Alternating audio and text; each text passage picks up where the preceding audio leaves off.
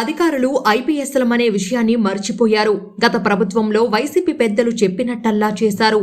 Tadepalli palace నుంచి ఆదేశాలు అందడమే ఆలస్యం. ప్రతిపక్ష నేతలతో పాటు సామాన్యులపైన విరుచుకుపడ్డారు. చివరకు సిబిఐ అధికారులను కూడా వదిలిపెట్టలేదు.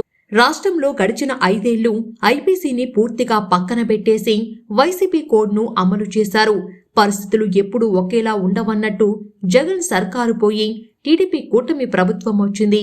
గత పాపాలు పాములై ఇప్పుడు వెంటాడుతుండటంతో వైసీపీకి వంతపడిన అధికారులు దిక్కుతోచక బిక్కుబిక్కుమంటున్నారు. ఈ జాబితాలో PV Sunil Kumar, PSR Anjaneyulu, Kanthi Rana Tata, Vishal Gunni, KKN Anburajan, Fakirappa Kaginelli, CH Vijaya Rao పేర్లు ఉన్నట్లు పోలీస్ ఉన్నత స్థాయి వర్గాలలో వినిపిస్తున్నాయి. గతంలో చేసిన తప్పులకు కేసుల కత్తి వెంటాడుతోంది. ఉండి ఎమ్మెల్యే రఘురామకృష్ణంరాజు గతంలో నరసాపురం ఎంపీగా ఉన్నప్పుడు అప్పటి సీఎం జగన్ పాలనపై కొన్ని వ్యాఖ్యలు చేశారు. దీంతో ఆయనపై కేసు నమోదు చేసి అర్ధరాత్రి మంగళగిరిలోని సిఐడి కార్యాలయానికి తీసుకొచ్చి లాఠీలతో చితకబాదారు. అప్పట్లో దేశవ్యాప్తంగా సంచలనం సృష్టించిన ఈ వ్యవహారం పార్లమెంటులో చర్చకు దారితీసింది. అయినా జగన్ ప్రభుత్వం ఎలాంటి చర్య తీసుకోలేదు. ఇటీవల ప్రభుత్వం మారడంతో ఎమ్మెల్యే రఘురామ గుంటూరు ఎస్పీకి ఫిర్యాదు చేశారు. 2021లో CID chief PV Sunil Kumar, intelligence అధిపతి పిఎస్ఆర్ ఆంజనేయులు తనను అంతమొందించే కుట్ర చేశారని పేర్కొన్నారు. దీంతో గుంటూరు పోలీసులు 2 సీనియర్ ఐపీఎస్లపై హత్యాయత్నం కుట్ర కేసు నమోదు చేశారు. ఈ ఇద్దరితో పాటు ప్రతిపక్షాలను హింసించడమే పనిగా వ్యవహరించిన విజయపాల్ అనే అడిషనల్ ఎస్పీని సైతం నిందితుల జాబితాలో చేర్చారు. శ్రీకాకుళంలో అచ్చెన్నాయుడు నుంచి అనంతపురంలో జేసీ ప్రభాకర్ రెడ్డి, ఆయన కుమారుడి వరకు ఎవరినీ వదలకుండా పిఎస్ఆర్ ఆంజనేయులు జైలుకు పంపారు. మాజీ స్పీకర్ కోడెల శివప్రసాదరావు జీవితం అర్ధాంతరంగా ముగిసిపోవడానికి ఈ ఐపీఎస్ అధికారి వేధింపులే కారణమని అప్పట్లో ప్రతిపక్ష పార్టీలు కోడై కూశాయి. వైఎస్ ముఖ్యమంత్రిగా ఉన్నప్పుడు జగన్ ధనదాహం కోసం పలువురు ఐఏఎస్ అధికారులు జైలు పాలయ్యారు. జగన్ పాలనలో నిబంధనలకు భిన్నంగా వ్యవహరించిన ఐపీఎస్లను ఇప్పుడు కేసులు వెంటాడుతున్నాయి. అధికార పార్టీ మెప్పు పొందడం, కీలక పోస్టింగులు దక్కించుకోవడం కోసం ఐజీ ర్యాంకు అధికారి Kanthi Rana, DIG rank IPS Vishal Gunni చెయ్యని అక్రమాలు లేవు. దేశానికి సేవ చేయాల్సిన ఐపీఎస్లమనే విషయాన్ని పూర్తిగా పక్కనబెట్టి వైసీపీ నేతల సేవలో తరించారు.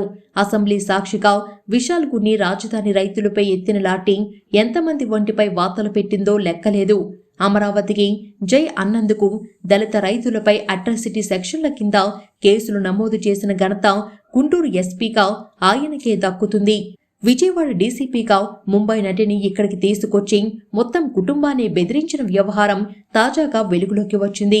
ఇందులో పూర్తిగా సహకారం అందించిన అప్పటి విజయవాడ పోలీస్ కమిషనర్ కాంతిరాణా టాటాకు ఇబ్బందులు తప్పేలా లేవు. బాధితులు కుటుంబ సభ్యులు ముందుకొచ్చి ఫిర్యాదు చేస్తే చర్యలు తీసుకుంటామని పోలీస్ ఉన్నతాధికారులు చెబుతున్నారు. కడప ఎస్పీగా చరిత్రలో ఎవరూ చెయ్యనంతగా సుదీర్ఘకాలం పనిచేసిన కేకేఎన్ అన్బురాజన్, అనంతపురం ఎస్పీగా పనిచేసిన ఫకీరప్ప కాగినెల్లి ఏకంగా సీబీఐతోనే పెట్టుకున్నారు. జగన్ చిన్నాన వైఎస్ వివేకానందరెడ్డి హత్య కేసు దర్యాప్తు చేసేందుకు సీబీఐ నియమించిన అధికారుల బృందం గత ప్రభుత్వంలో అసలు హంతకుల వైపు మళ్లింది. వెనుకున్న పెద్దల్ని బయటికి లాగేదాకా వెళ్లడంతో YCP MP Avinash Reddy court హాల్లోనే సీబీఐ అధికారుల బృందానికి నాయకత్వం వహిస్తున్న ఎస్పీ రామ్ సింగ్ పై చిందులేశారు. ఆ వెంటనే కడప ఎస్పీ అన్బురాజన్ కు అవినాష్ అనుచరుడు గజ్జల ఉదయ్ కుమార్ రెడ్డి ఫిర్యాదు చేయడంతో రిమ్స్ పోలీస్ స్టేషన్లో సీబీఐ అధికారిపై ఎఫ్ఐఆర్ నమోదు చేశారు. ఈ రాష్ట్రంతో కానీ ఇక్కడి రాజకీయాలతో కానీ సంబంధం లేని ఉత్తరాదికి చెందిన సీబీఐ అధికారిపై కేసు నమోదు చేయడం అప్పట్లో జాతీయ స్థాయిలో చర్చనీయాంశమైంది. ఆ తర్వాత తాడిపత్రిలో ఉంటున్న మరో వ్యక్తిని ఈ కేసులో ప్రశ్నించేందుకు సీబీఐ అధికారులు నోటీసులు ఇవ్వగా తనను బెదిరిస్తున్నారంటూ ఆయనతో అనంతపురం ఎస్పీ ఫకీరప్పకు వైసీపీ పెద్దలు ఫిర్యాదు చేయించారు. ఇంకేముంది, ఫకీరప్ప వెంటనే తాడిపత్రి పోలీసులతో కేసు నమోదు చేయించారు. దీంతో రామ్ సింగ్ బృందం ఢిల్లీలోని సీబీఐ హెడ్ క్వార్టర్స్ కు వెళ్లి జగన్ పార్టీ కుట్రల్ని వివరించింది.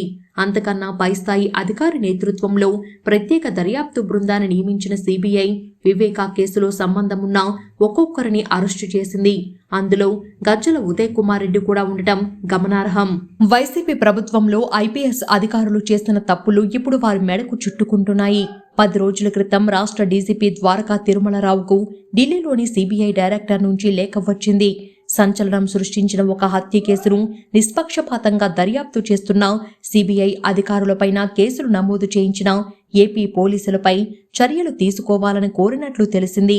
ముఖ్యంగా అప్పటి కడప ఎస్పీ అన్బురాజన్, అనంతపురం ఎస్పీ ఫకీరప్ప దర్యాప్తునకు అడ్డుపడ్డారంటూ వారిపై ఎఫ్ఐఆర్ నమోదు చేయాలని కోరినట్లు సమాచారం.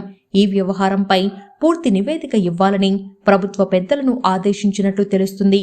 నెల్లూరులో మాజీ మంత్రి కాకాని గోవర్ధన్ రెడ్డిపై సోమిరెడ్డి చంద్రమోహన్ రెడ్డి కేసులో ఏకపక్షంగా వ్యవహరించిన అప్పటి నెల్లూరు ఎస్పీ విజయరావు పైన చట్టపరమైన చర్యలకు ప్రభుత్వం ఉపక్రమించినట్లు తెలుస్తుంది.